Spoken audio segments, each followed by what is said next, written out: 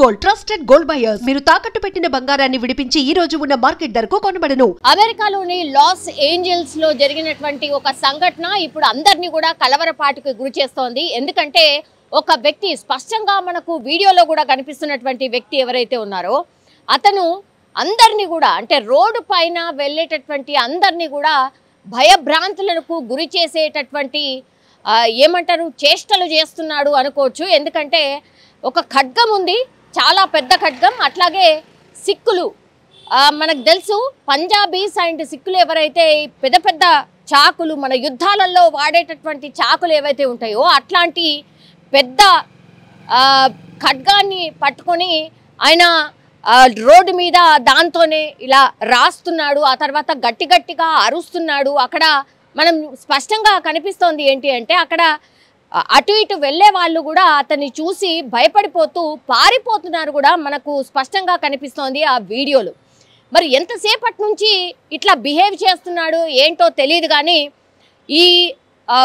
ఇతని చేష్టలు, ఈయన పేరు వచ్చేసి గుర్ప్రీత్ సింగ్, కేవలం 35 సంవత్సరాలు మాత్రమే. మరి ఏమైందో ఏంటో తెలియదు కానీ లాస్ ఏంజల్స్లో ఒక స్ట్రీట్లో ఇట్లా అందరినీ భయపెట్టేటటువంటి విధంగా ప్రవర్తించడంతో పోలీసులకు ఇన్ఫర్మేషన్ ఇచ్చారు. దెన్ పోలీసులు వెంటనే ఎంటర్ అయిపోయిన పరిస్థితి. పోలీసులు వచ్చి ఆయనను హెచ్చరించారు కూడా, నువ్వు ఇట్లాంటి ప్రదర్శన ఎందుకు చేస్తున్నావు, నువ్వు ఆపు, నువ్వు మాకు సరెండర్ అయిపో అని 2-3 సార్లు వార్నింగ్ ఇచ్చినప్పటికీ కూడా ఈ గుర్ప్రీత్ సింగ్ ఎవరైతే ఉన్నారో పంజాబీకి సంబంధించిన వ్యక్తి, ఆయన వినకపోవడం. ఆ తర్వాత ఆయన ఏ కార్లో అయితే వచ్చాడో అక్కడికి అదే కార్లో మళ్ళీ ఎక్కి పారిపోయే ప్రయత్నం చేయడం. అప్పటికే 3-4 పోలీసులకు సంబంధించిన వెహికల్స్ అక్కడికి రావడం, ఆయనను అటు ఇటు ఎటు తప్పించుకోకుండా చేయడం. ఆ తర్వాత ఆ వ్యక్తి ఏమీ చేయలేక ఎటు తప్పించుకోలేనటువంటి పరిస్థితుల్లో ఆ కారు దిగి పోలీసుల వైపే వచ్చి మరి దాడి చేయడానికి వచ్చాడా మరి దేనికో తెలియదు కానీ అప్పటికి పోలీసులు హెచ్చరిస్తున్నారు సిట్ డౌన్ అండ్ బో డౌన్ అని. అయినా సరే ఆయన వినకపోవడంతో దీంతో విచక్షణ రహితంగా 4 సార్లు ఆయన మీద ఏమంటారు గన్తో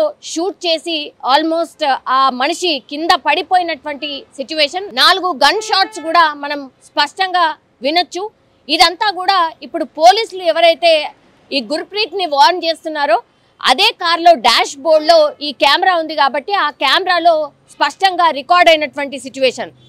సో ఎన్నిసార్లు వార్న్ చేసినా గుర్ప్రీత్ సింగ్ వినకపోవడం, పోలీసులపైకే దూసుకురావడంతో ఇంకా చేసేదేమీ లేక పోలీసులు అతన్ని ఆల్మోస్ట్ కాల్ చేశారు. దెన్ కొన ఊపిరితో ఉన్నటువంటి గుర్ప్రీత్ సింగ్ని దగ్గరలో ఉన్నటువంటి హాస్పిటల్కి తీసుకువెళ్తే అక్కడ ఆయన మరణించినట్టుగా డాక్టర్లు అయితే ధృవీకరించినటువంటి పరిస్థితి. ఇది జూలైలో జరిగినటువంటి సంఘటన, 12-13 తారీఖున జరిగినటువంటి సంఘటన ఇప్పుడు వెలుగులోకి వచ్చింది.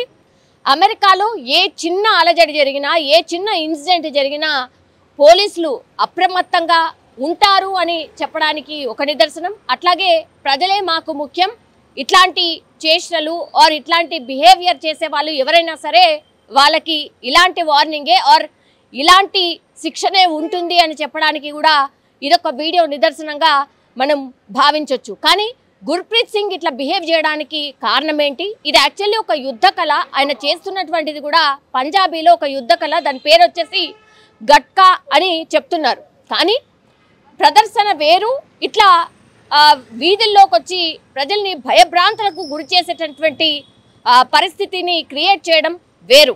ఇదే ఇప్పుడు గుర్ప్రీత్ ప్రాణాల్ని తీసే వరకు వెళ్ళింది అని చెప్పొచ్చు. పంజాబీకి సంబంధించినటువంటి వ్యక్తి.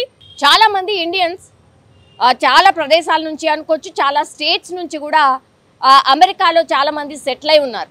కానీ గుర్ప్రీత్ సింగ్ మరి మానసిక పరిస్థితి బాగాలేదా, లేకపోతే ఏదైనా మాదక ద్రవ్యాలు తీసుకున్న తర్వాత ఇలాంటి సిచ్యువేషన్లో ఉన్నాడా, లేకపోతే ఎవరి మీద కోపమైనా ఉందా తెలియాల్సి ఉంది. పోలీసులు అయితే విచారణ చేస్తున్నారు, ఎందుకంటే దీన్ని ఈజీగా కూడా తీసుకోవడానికి లేదు.